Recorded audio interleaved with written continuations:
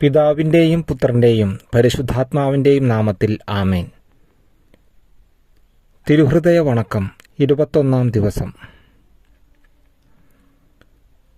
യേശുവിൻ്റെ പീഡാനുഭവം.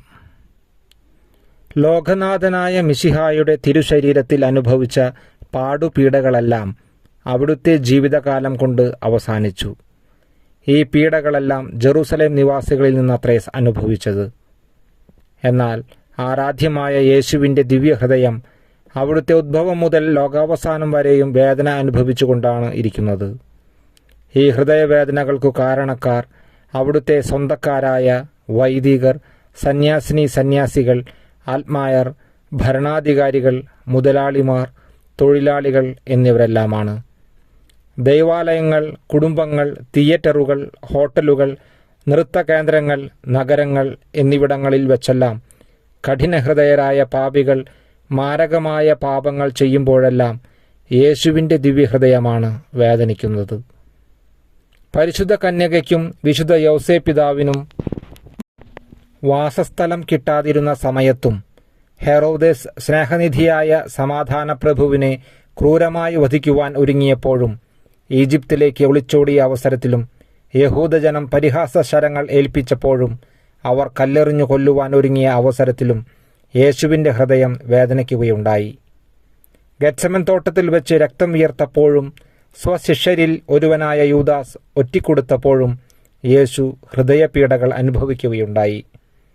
വിശുദ്ധ കുർബാനയുടെ സ്ഥാപനം മുതൽ ലോകാവസാനം വരെ ദൈവദോഷത്തോടെ കുർബാന സ്വീകരിക്കുക, ഈ വിശുദ്ധ രഹസ്യത്തെ നിഷേധിക്കുക, അവഹേളിക്കുക എന്നിങ്ങനെയുള്ള മഹാപാപങ്ങളെല്ലാം സഹിച്ച് അത്ഭുതകരമായ ദയയോടെ മനുഷ്യരെ സ്നേഹിക്കുവാൻ യേശുവിൻ്റെ ഹൃദയത്തിന് കഴിയുന്നു.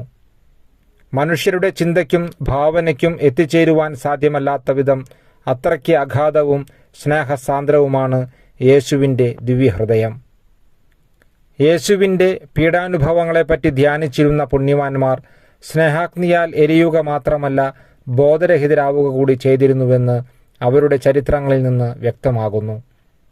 വിശുദ്ധരുടെ ജീവിത പ്രവർത്തനങ്ങൾ അനുകരിക്കുവാൻ ആഗ്രഹിക്കുന്ന നാം യേശുവിൻ്റെ ക്ലേശപൂരിതമായ പീഡകളെപ്പറ്റി ധ്യാനിക്കുന്നതിൽ ഉത്സുകരാകാം. ദിവസത്തിൽ ഏതാനും മിനിറ്റുകൾ ഇതിനുവേണ്ടി ചെലവഴിക്കുകയും ഈ ദിവ്യഹൃദയം അനുഭവിക്കുന്ന നിന്ദാപമാനങ്ങൾക്ക് പരിഹാരം അനുഷ്ഠിക്കുകയും ചെയ്യാം.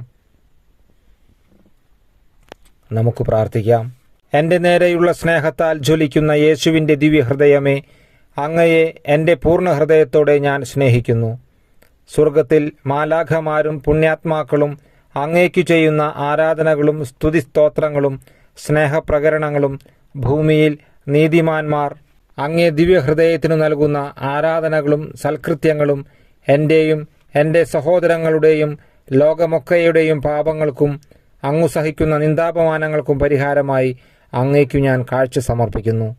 കർത്താവേ, അങ്ങയുടെ അളവറ്റ കരുണയാൽ ഇവ സ്വീകരിച്ച് ഞങ്ങളുടെ മേൽ ദയയായിരിക്കണമേ. കർത്താവേ, അങ്ങേ മണവാട്ടിയായ തിരുസഭയ്ക്ക് പൂർണ്ണ സ്വാതന്ത്ര്യം കൊടുത്തരുളണമേ.